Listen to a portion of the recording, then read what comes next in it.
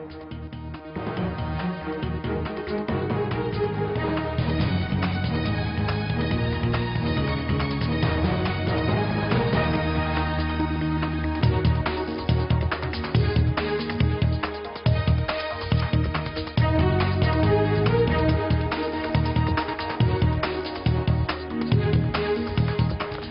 evening, I'm Barkha Dutt and you're watching The Buck Stops Here. On the program tonight, we're continuing to look at the spectrum of corruption on a day when the Prime Minister himself has been dragged into the controversy, with the Supreme Court expressing concern over what it called his alleged inaction. On the program tonight, we debate whether the telecom scam now goes well beyond A. Raja. But first, the headlines. The Prime Minister's alleged silence and inaction against A. Raja is worrying, says the Supreme Court. The Prime Minister is duty-bound to tell the nation the reasons for inaction on both counts. One, not responding to Sri Subramanian Swamy's letter. The former telecom minister flouted all rules and ignored even the Prime Minister's advice. Pranav fails to break the logjam in Parliament. They want joint parliamentary committee, but I explained to them our difficulties, and finally I told them that we shall have to discuss among ourselves. 66 people are dead, at least 80 injured in a 5-story building collapse in East Delhi. The builder is arrested, but did civic agencies ignore violations? I know for a fact that if there is not a brick that is put without NCD engineers coming to know about it. And CBI sources say Kalmadi's top aides arrested yesterday have named him in the Commonwealth Games scandal.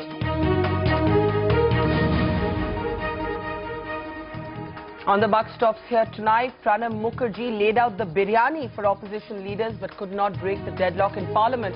More worryingly for the government, the Supreme Court dragged the Prime Minister into the controversy, saying that it was worried about the alleged inaction and silence of the Prime Minister. On the program tonight, we debate whether the telecom scam now goes well beyond A. Raja. This on a day when the CAG report is officially out and indicts not just the minister, but brings a number of India's top corporate houses firmly under the scanner.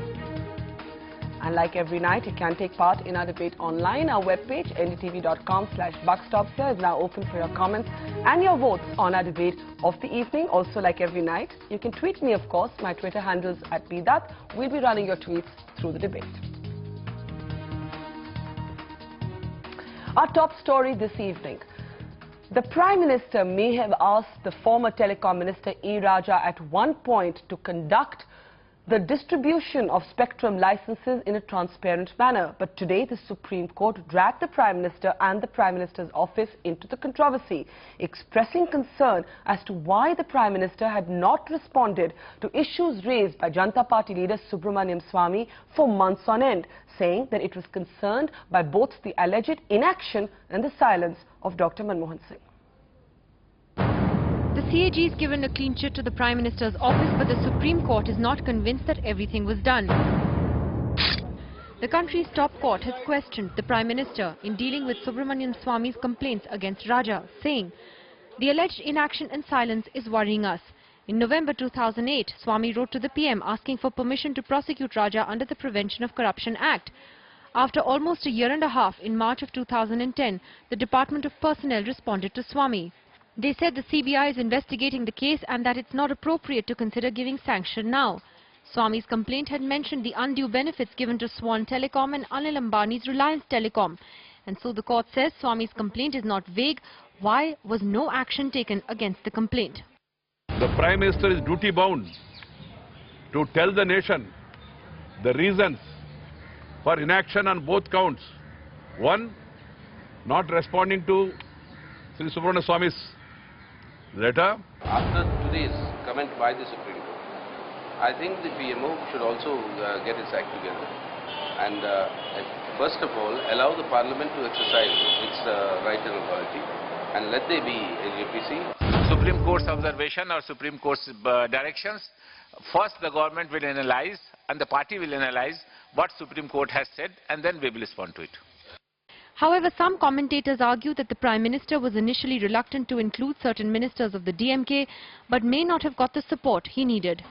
It is true that in May 2009, the Prime Minister did take a view that he did not want Mr. Balu and Mr. Raja to be in the Council of Ministers. Yes. For 2 days, the Council of Ministers could not be formed. In fact, DMK gave a statement at that time saying that they'd sit outside and offer outside support to the government. So there was hard bargaining, and the Prime Minister stood his ground for 2 days. I think it's an unfortunate fact that the UPA did not stand firmly with the Prime Minister at that time. The Supreme Court now wants the Solicitor General to find out what happened during the 1 year between the time Swamy gave his complaint till when the FIR was filed. They also want to know what happened from the date of the FIR being filed, which was the 21st of October 2009, until 19th March 2010, when the reply was sent to Swamy. The case will come up again on Thursday, and the Solicitor General has a tough job to convince the Apex Court. With Rahul Srivastav and A. Vaidyanathan, Nidhi Razdan for NDTV. Right, so the Prime Minister has been dragged into the controversy by no less than the Supreme Court, this on a day when the CAG officially came out with its report, a report that ironically says that the former telecom minister actually ignored and in fact overruled the advice of Prime Minister Manmohan Singh. The CAG report is also reasonably scathing about some of India's biggest business houses.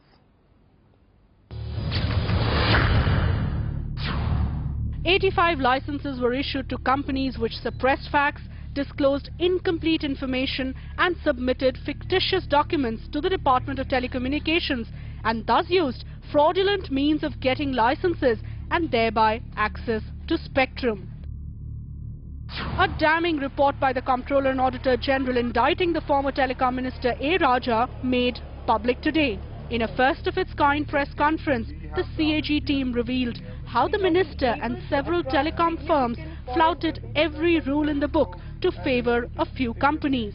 Raja's rules cost the country 1.76 lakh crores in losses. The report, tabled in Parliament today, goes on to reveal how 2G spectrum was allocated to new players at throwaway prices. Reliance Communications in particular was allocated spectrum ahead of others who were kept hanging on grounds of non-availability.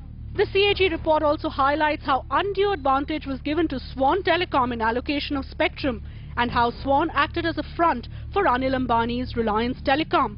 The report has raised doubts on the intent of Reliance Telecom and the control that it would exercise in Swan. The CAG report says the Department of Telecom did not follow its own practice of first come first served in letter and spirit. The Honourable Prime Minister's suggestion regarding need for spectrum pricing through a fair and transparent method of auction for revision of entry fee was also not followed. But the man in the centre of it all remains unfazed. My defence that has been put forth before the Supreme Court. Let the law will take its own course. Let it be placed before the PSC. Then whatever be the decision, let us write. This CAG report tabled in Parliament has come as a real bombshell, indicating the complete mess that has been created in the telecom industry, with both corporates and the government accountable for wrongdoing. A. Raja may have gone, but the government's damage control exercise may now have to move well beyond that. With Sunetra Chaudhary, Shweta Rajpal-Kohli, NDTV. So a seeming contradiction there, with the Supreme Court raising questions about the Prime Minister's silence and the CAG saying that the former telecom minister actually virtually bypassed the Prime Minister and just went ahead and did his own thing. But does this scam now go well beyond the telecom minister, or rather the former telecom minister? Is the Prime Minister answerable as well, with the Supreme Court turning the focus on him and his party? Let's get started with our debate this evening. Manish Tiwari, it's very difficult for anybody to understand that the Prime Minister writes a letter to one of his own ministers, clearly laying down a code for transparency, clearly not happy with the way the telecom minister in his cabinet is conducting things. But then the telecom minister goes ahead and does what he wants to anyway, and the Prime Minister never intervenes to stop him. The Prime Minister is surely not helpless. He could have stopped Mr. Raja if he wanted to, and that, in a sense, is what the Supreme Court is alluding to today. Well, Barkha, allow me to very respectfully point out that while we have the greatest respect for both the Supreme Court and the CAG The CAG at the outset said that the Prime Minister had advised the Telecommunications Minister, but the Telecommunications Minister got back to the Prime Minister repeatedly saying that he is following the recommendations of the TRAI, which is a regulatory body which has a statutory mandate to make recommendations with regard to the introduction of new service providers. So therefore, all these facts are there in the public domain. But allow me to make 4 or 5 quick points on the CAG report, which I tried to speed read in the memo. The reason I'm doing it is because it is so dense with facts, and at various points in time, the facts actually cross each other over, that there is a need for the PAC to study it. You see, the CAG report starts off by saying, in its first paragraph, that the loss is presumptive and the figures are open to question and debate. It repeats it on page 8, repeats it in the final 3 lines of the conclusion, as well as on page 33 and 35. The second point which the CAG report makes is that the TRAI chairperson advised the telecom secretary that the new licensees should be given licenses at the price of the 4th cellular.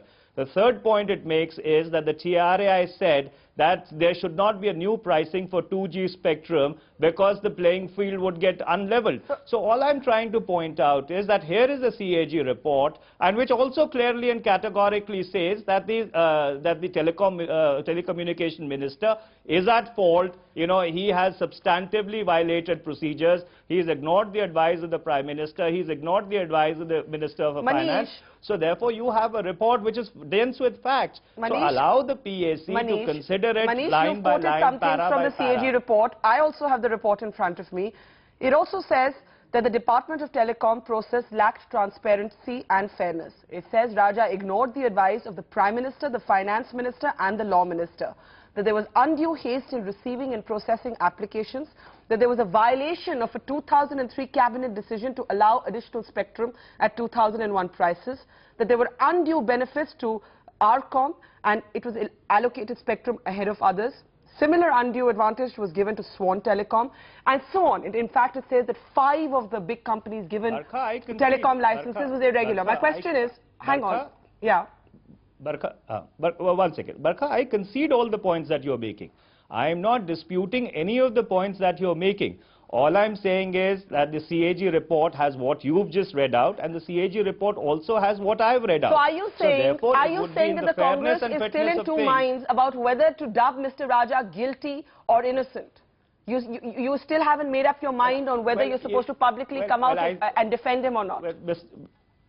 Barkha, I think that's a very unfair imputation for the simple reason we did believe that yes, Mr. Raja was in the wrong, and that is why the Prime Minister, the moment this report came in the public domain, even before it was officially laid on the floor of the House, asked Mr. Raja to resign.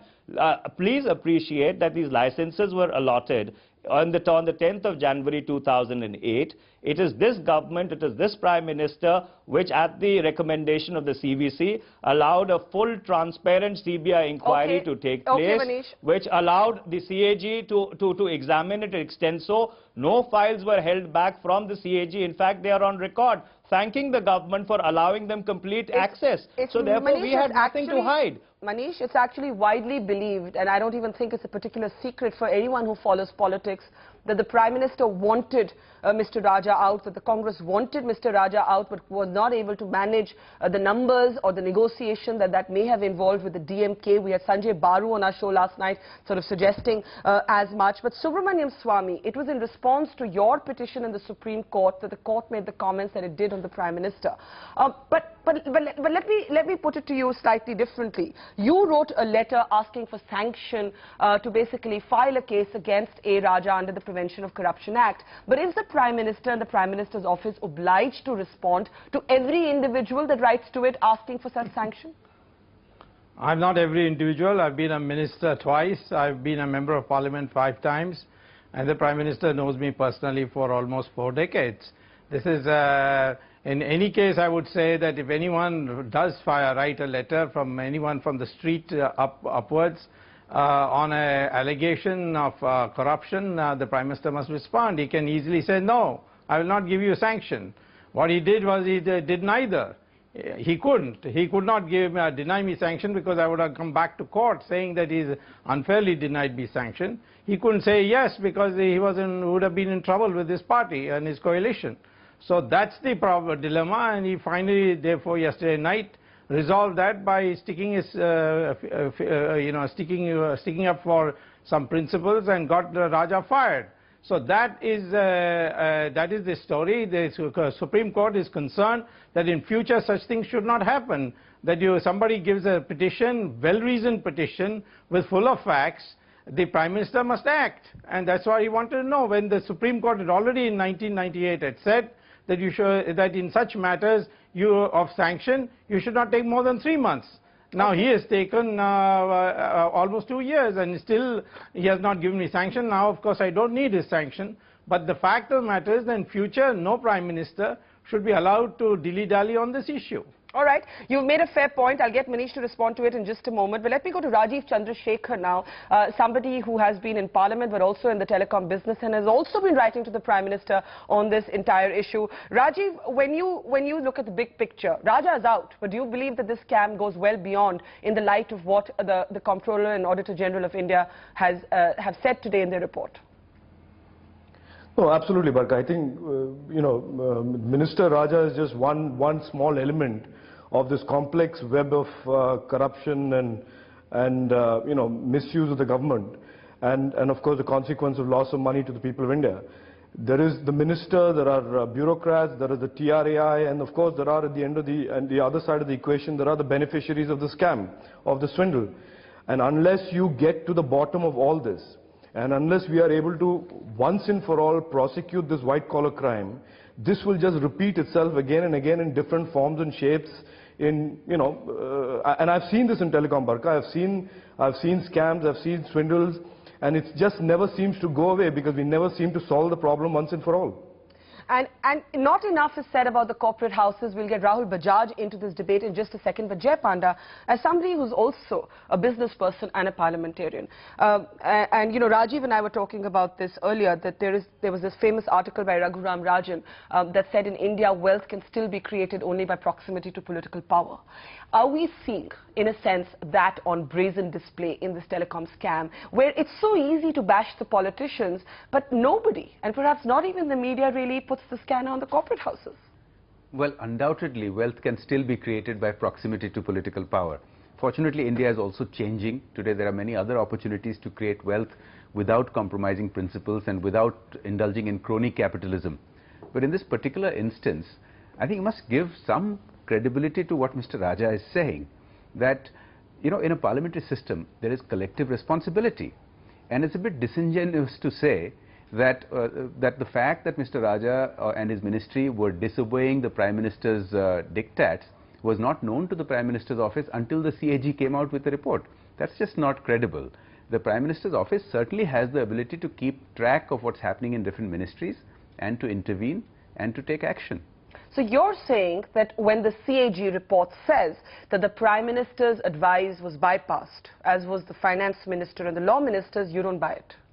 No. Because there is that well-documented exchange of letters where the Prime Minister does write to A. Raja and say your process is not transparent and you should keep a hold on the allocation of these licenses and make it more transparent. My point is, the Prime Minister's office did not have to wait for 2 years to find out from the CAG report that their orders were not being followed.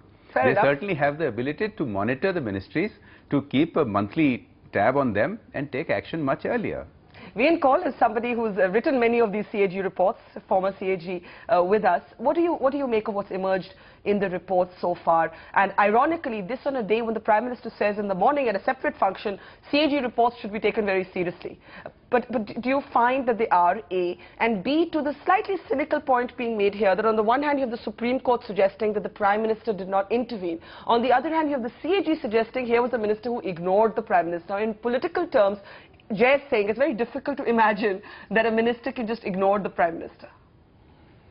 Well, it can happen in coalitions. That's what I feel. That's true too. And it won't happen if there was a single party rule. So it's something to do with the structure of politics here, but I'm not an expert on that. That's not true. That's not true. I can hear many of our politicians saying that's not true. We'll get their response in just a minute. But sorry. It depends on who's the president of the party at that time.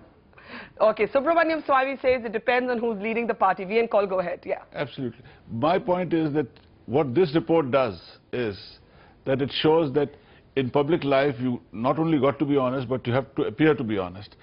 Today, as far as I'm concerned, Mr. Raja has proved that he doesn't appear to be honest. But does he tar the rest of the government?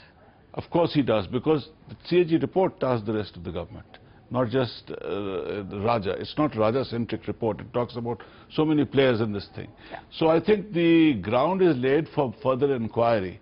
And it can be best done to the PAC, I feel like. I can't find the subtle distinction between the JPC and the PAC, because both are joint committees of parliamentarians. And if the PAC is allowed to function in this case, we will come out with all the questions which are vexing us Pranab Mukherjee's biryani didn't break that deadlock in Parliament today with the opposition leaders. To sort this deadlock out. I hope the biryani won't be seen as a sort of a non-kosher way of doing business. But more seriously, Manish Tiwari, there is a very serious point here. You have a Prime Minister who even the opposition has conceded has a scrupulously honest personal reputation. Really, he's widely seen to be a man of integrity. So, yet there is a perception here, and you have the Supreme Court, the highest court of the land here, talking about the Prime Minister's alleged inaction. Does the Congress finally acknowledge that the delay in response has basically tarred your government, not just the DMK? Barkha, allow me to make 2 quick points. You know, the first point which Jay was making, and I made it back to him on an earlier show. You see, what the CAG report in fact establishes is the principle of collective but differentiated responsibility. I had earlier pointed that out to you when the Prime Minister wrote to the Minister of Telecommunications.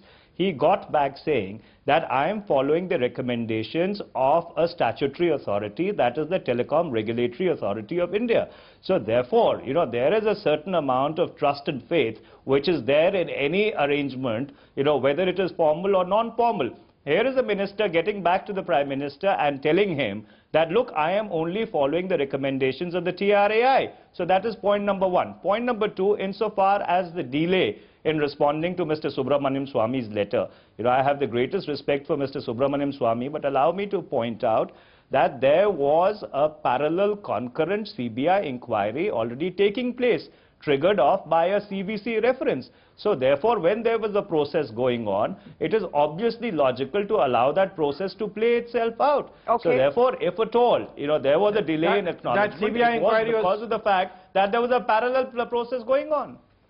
Yeah, but that began 11 months after my first petition landed on the PM's desk. So it's in fact the CBI inquiry was more like a way of protecting Raja than actually getting to the truth. Subramanian Swamy, who do you believe is answerable now that Raja's exited? Now that Raja has exited, we are all answerable, because you got to find out who got this huge loot. According to me, Raja got only 10%. Who got the 90%? We got to find that out. There has to be, the Prime Minister must now demonstrate his sincerity by interacting with the United States, which has got a fantastic record of bank transfers and money flows, and find out who got the money and how it was transferred out of the country. Okay. These things can be done. It has to be done. This is like Watergate. It is gone. You can't stop it till you get to the top. Rajiv Chandrasekhar, where's the top? No, you know, Barkha, my pay scale doesn't let me go all the way there in terms of discussion. So I'll stick to what I believe is really the problem. There is an institutional collapse. The institutions like the TRAI and, you know, the Department of Telecom, which are supposed to protect the sector from political discretion and largesse, as is the case with all politicians, have essentially failed. And we must get to asking specific questions on what the TRAI was doing when ministers were running amok. I mean, why did they not red flag this? Why did they not say something? And, you know, going back to what Manish said, if the response from the minister was a bland, the TRAI has recommended that we give licenses away in 2008 at 2001 prices, somebody in the government should have said, excuse me, what's wrong with the TRAI? Exactly. And why wasn't the government saying all of these things? Jay, you want to add to that before I go to Rahul Bajaj? Yeah. I just wanted to add to what Manish was saying, that there's a certain degree of trust and faith between the Prime Minister's office and a ministry which claims that it is following the norms the rule by book. the regulator. Yeah. That's a bit naive. And you know, the fact is that this is a train wreck that didn't happen overnight. This is a train wreck that took 2 years to happen in slow motion. And all of this was being reported from time to time by the media. So that kind of faith is endearing, but I'm afraid that's not realpolitik. And it's an interesting metaphor because Manish, it sounds like you guys were standing there and waiting. He says a train wreck unfolding in slow motion, and you know that old Americanism that if it ain't broken, don't bother fixing it. Basically, there was the calculation that this would go away, and it didn't. Barkha, may I only again point out to the to the CAG report to substantiate the charge of naivety which is being leveled on me, or rather to repudiate the charge of naivety which is being leveled at me. Naivety is a pretty benign charge. In case she's not saying corrupt, he's saying naive. It's pretty benign. The CAG report itself points out that the TRAI chairperson recommended to the Telecom Secretary that new licenses should be given at the price discovered for the fourth cellular. It's another matter that they go on to say that this is not the right thing for the TRAI chairperson to do. But the fact remains that the TRAI chairperson made that recommendation. The same CAG report also points out that the TRAI in its recommendation said that there should not be a different price for the 2G spectrum licenses for the new licensees because it would unlevel the playing field. Yeah. So therefore, there were categorical recommendations being made by the TRAI. And I think what Rajiv Chandrasekhar is saying is more relevant.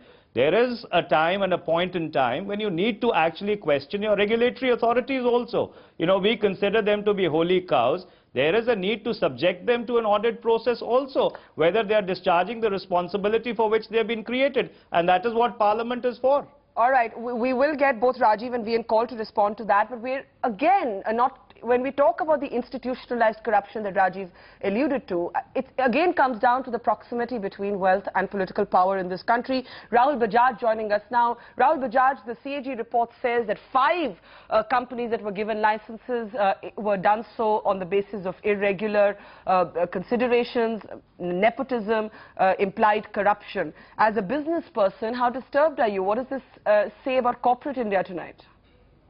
The last few months I've been hearing what's happening, and obviously it's disturbed the whole nation and it's disturbed everybody to the extent that for obvious reasons, in spite of tremendous resistance, the leader of the DMK, Karunanidhi, had to advise, as I understand from the media and from the statements of Mr. Raja himself, asked him to request him to resign.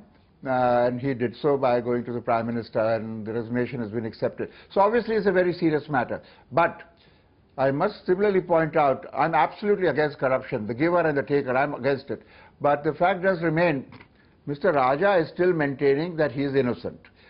Now, a lot of guilty people may maintain that. I'm not impressed with that, but neither am I in a position at all to say that he is guilty. Either those 5 licenses or the people who got the licenses or him. But if the government decides there's enough case, there is this prosecution, if an FIR is filed, and if there is a conviction in a court of law, that is a very serious matter, and obviously the courts themselves will give, as per law, whatever is the punishment will be given to the giver and the taker. But Rahul Bajaj, talking about the giver and the taker, why aren't we focusing? Why isn't Parliament getting into a stew and a knot over corporate houses? Why is all the attention only on the minister? I have no reservation saying yes. The giver is as bad as the taker. You can't have a taker without a giver, and if there is nobody to take, there is no giver. So I don't differentiate between them at all. But the problem is, when the whole country has so much corruption, which has increased, I believe, over the last 5, 7, 10 years, you can't get a license this kind. Now, thank God, industrial licensing, import licensing has become, there's no corruption there because you don't need them. But, or if you, I'm told, that's why I'm not in that business. I just sell plain motorcycles. I don't have to go to the government. Nobody's asked me for any money in the last 20, 30 years, and I haven't given, I can say that again. Hath jod karke, not out of showing off, but that under the table money for a quid pro quo I have not given to any politician or any bureaucrat. But those who want big projects, if the guys are asking, and if you want a project, you give. I heard Ratan Tata say the other day that some industrialist asked him, why don't you give 15 crores for getting your airline? And he said, I want to sleep well. And I said on one channel yesterday that kudos to Ratan Tata, my friend Ratan Tata, kudos to him. So anybody who's given money is wrong. But this is a system. And I think if the political parties are going to continue to collect black money for funding elections, if a solution to that, whether state funding, etc., etc., etc., I have no time for that. If a solution is not found, I think corruption, this evil, the cancer of corruption, unfortunately, the country will continue to have, and this will affect our growth, this will affect our moral fiber. It will be a great shame for the youth which is coming up. It's just a shame. It's the worst thing that we are facing today. You're pretty much suggesting that for a certain kind of business that needs licenses and government clearances, it isn't possible without putting something on the table or under the table. Jay? I agree with Mr. Rahul Bajaj that today there are large parts of the Indian economy where you do not need to give bribes. And that's great. But the large parts where you still need to give bribes needs to be swept clean. And that's not happening. We have a lot of archaic laws in place which protect bureaucrats, it protects politicians from being prosecuted until and unless a series of clearances have been given.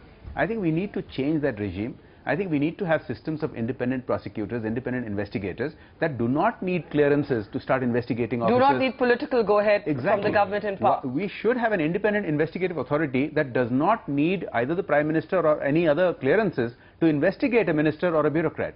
So how independent is the CAG able to be?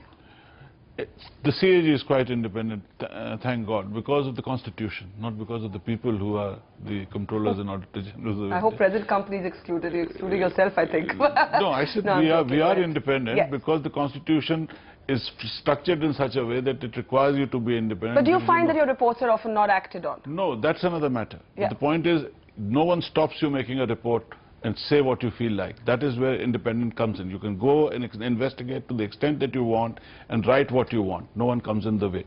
In my 6 years as CAG, I never had one instance of any political pressure coming directly. It's just not done. They don't think it's important enough to pressurize the CAG to get a perverse recommendation. So I think the CAG is quite independent, and therefore he has to be very careful, as the Prime Minister said this morning, to be very careful and balanced, so that you don't go overboard. And you don't seem like a vendetta machine ever. That is too much of an extreme, but just don't go overboard, even in your assessment of problems. By and large, therefore, CAG remains a fact-finding machine. So you'll find most of the reports you cannot disagree with because they are based on facts. But there's one peculiar thing over here, just a small point, that when we talk of presumptive loss, we're talking about policy-based loss. Yeah. It's not. You know, people have jumped from presumptive loss to transactions, as if 1,75,000 crores has been passed on from some person to another person. It's not that. The presumptive loss is what you have lost because of bad policy. And therefore, the amount of corruption involved here may be a much smaller figure than the presumptive loss. But isn't bad policy also criminal? I beg your pardon. Can bad policy, if it's done with the knowledge of... If you have evil intent or criminal intent, but without criminal intent you can't call everything criminal. It's bad, very bad, but it's not criminal. You've thrown out a provocative thought out there. Let me get Manish, Subramanian Swamy and the rest of our panel. Manish, I'm sure you'd agree with that part of Mr. Kohl's statement. No, I entirely agree with what Mr. Kohl is saying. You need to make a distinction between a presumptive loss and a substantive loss.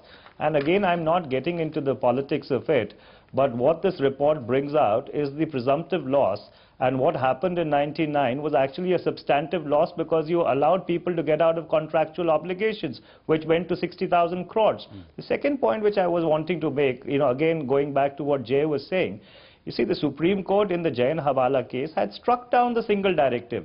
There was no need for the CBI or anybody else to seek sanction. It was the NDA government in 2002 when they passed the Central Vigilance Commission Act, and I think Jay was in Parliament at that point in time, when they reintroduced the single directive. You know, I would like to ask the members of Parliament who were present then, that why didn't they then go by what the Supreme Court had done in the Jain Hawala case? If they would have not reintroduced the single directive, you wouldn't have had the situation as we have today, that Mr. Subramanian Swamy or somebody else has to go and seek sanction for prosecution. Okay, so therefore, there are systemic issues which need to be addressed. Jay, quick response before I get Subramanian in? Well, when somebody makes a constructive suggestion, I'm willing to agree. Manish has actually introduced several rather far-reaching private members' bills. So on this issue, if they want to reintroduce the concept that prosecutions can take place without clearances from the government, I'll support him. Well, seeing a rare moment of consensus here. Wish we saw it more often in Parliament. Subramanian Swamy, to this argument that both Manish and VN Kaul have put out there, that actually when you calculate, the BJP says this is the largest scam in independent India, they value it at 60,000 crores, the CAG report values it differently, that in a sense you're basically evaluating the cost of a policy. And that is not the same thing as how much money was made by somebody's hand in the till. Do you see that distinction, Mr. Swamy? Well, in my petition to the Prime Minister, I have made a distinction between the loss to the nation, which the CAG is estimated at 1,75,000 crores, and the likely bribe, which I can't say how it was shared, but the likely bribe is about 60,000 crores. And that can be estimated in a number of ways, and I've done that. I've in fact written a book on that.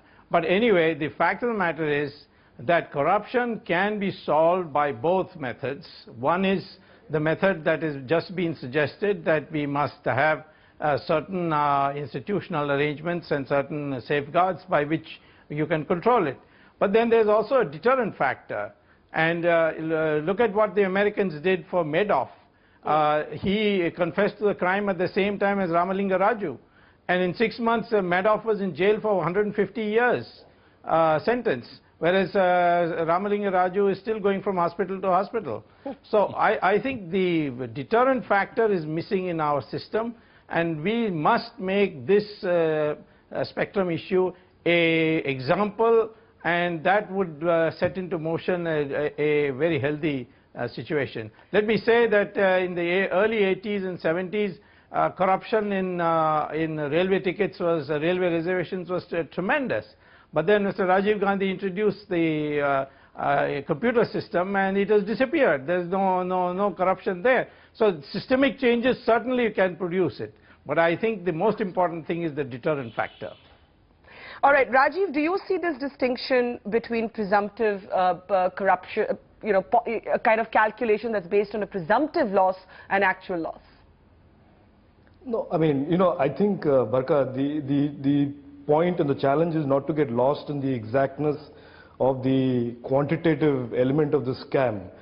I mean, if we agree that there is a swindle and there is a crime, I mean, it's actually best left to an investigative process to actually finalize the exact amount. But it's enough, in my opinion, for civil society to accept and understand that there is a crime that has been committed, there are beneficiaries and there are participants to it. Instead of having to get lost in this debate on whether it's 1,76,000 or 60,000 or 75,000.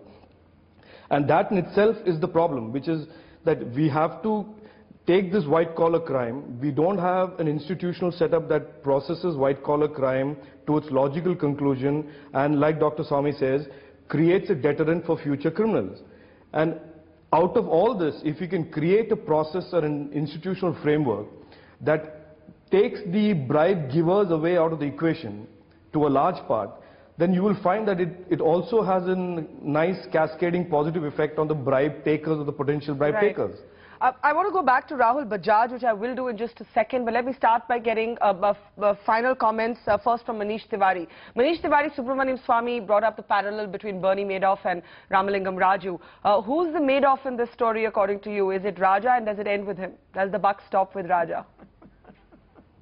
Well, I think that ultimately will have to be determined by the CBI, and since you have an investigation being very proactively monitored by the Supreme Court, I'm sure that they would get to the bottom of it, and whosoever is the Modov or whosoever is the Ramalinga Raju, you know, both of them need to be punished. But I think the substantive point which Mr. Subramanian Swamy made was about the expeditiousness of the process, and that is something which needs to be addressed, because until and unless we do not do that, we will not be able to make examples. You know, that's a point fairly conceded. Talking about the expeditious processes, did you acknowledge that the Congress took too long in reaching a decision on A. Raja? Too long? No, Barkha, I do not buy that argument for the simple reason that, you see, the first authoritative and substantive statutory document which came in the public space even before it came to Parliament was the CAG report. And the moment the findings became public, the Prime Minister acted proactively and asked Mr. Raja to resign. But because before that, with due respect to the media and to all other people who were tracking or following this issue, a lot of it was conjecture, a lot of it was innuendo, while a lot of it may have been fact also. So therefore you need to sift fact from fiction, and the CAG did that, made recommendations, said that the minister was responsible for substantive and procedural lapses, and the Prime Minister asked him to step down. All right. Subramanian Swamy, there was, of course, well-documented correspondence between the Prime Minister and the Telecom Minister as well. But your last thoughts as we wrap up. Well, I would think that the Prime Minister did show some guts when he stood out alone in his core committee meeting and insisted on Raja going. Maybe we are seeing the beginning of a new Prime Minister who is going to be more assertive. And I think if his real assertion would be if he takes this to the logical end, and that's very easy with his vast contact internationally. And I think this particular scam is going to be make India or it's going to break India. Rahul Bajaj, you've been in a sense a very cynical voice, basically suggesting that it's not possible for some businesses to take place in India without some money changing hands under the table. Looks like that. Now there are big things and small things. For getting orders, for getting a project, for getting, in this case, a telecom license, either you say, I will not be in this business. Nobody forces you to pay money. Nobody can force you to pay money. If anybody says that, he's lying. But yes, if you want something, and I believe if it's on merit, it's your due. The government is not doing you a favor. But that's how it has become. If 5 people ask for a license and I can give only 3 as the government, or I've decided to give 3, then whom do I choose? And it's not always on merit. So yes, it's very difficult to be in business in certain sectors, but you know, this is also happening. It's down the line. I said to somebody else the other day, or today itself, that if there are 14 million vehicles being sold in India, commercial vehicles, trucks, two-wheelers, I believe, I'm told, I'm not in business day to day now, my other people manage the business, that every vehicle which requires to be registered at RTO, 70, 80, not every, 70, 80, 90%, a facilitation fee has to be paid to somebody or the other in the RTO. And it's either the customer paying it, or it's the dealer, distributor, paying it on his behalf. Now that's corruption, but that's, the nation is full of this, but that's small corruption. I'm not justifying it, but I'm much more against this big corruption running into thousands of crores between big corporates and senior politicians. Right. Rajiv Chandrasekhar, how shocked were you by what Ratan Tata said? Oh, I mean, I wasn't too impressed with it, frankly. I mean, I think it's 20 years too late. He should have said it when it happened, and he should have disclosed the name of the person that made him do or made him that offer. So I'm not a big fan of people who do this retrospective analysis of things. You know, let me just say one last thing, Barkha. I think it requires more than a Barack Obama to come and say India has emerged.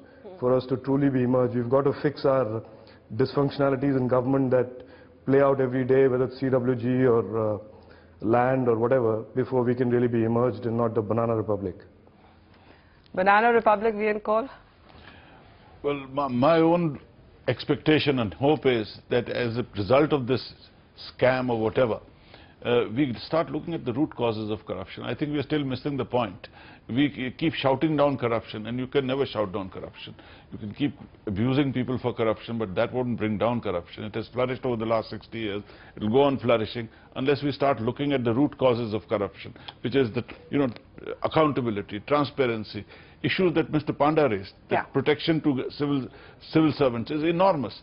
In what other country do you have a constitutional provision, 311, to protect? We must look at amending and relooking at these things to change the... Instead of going from headline to headline. Jay, last thoughts as we close. The last point is this, that we still have laws which are from the British era, from the 19th century. They're not meant for a democratic 21st century India. They are meant to shield information. They're meant to shield people who run the levers of power behind the scenes. That has to change. And the Prime Minister has the ability to take steps on this. In a parliamentary system, the Prime Minister has to take the stand that the buck stops with him and not allow things to get dragged on for 2 years. So you wish the Prime Minister had been more assertive sooner on this More issue? Proactive. There are still things that he can do. For example, on administrative reform, several Prime Ministers have had studies prepared, including this one, that are pending, waiting action. Action can be taken now.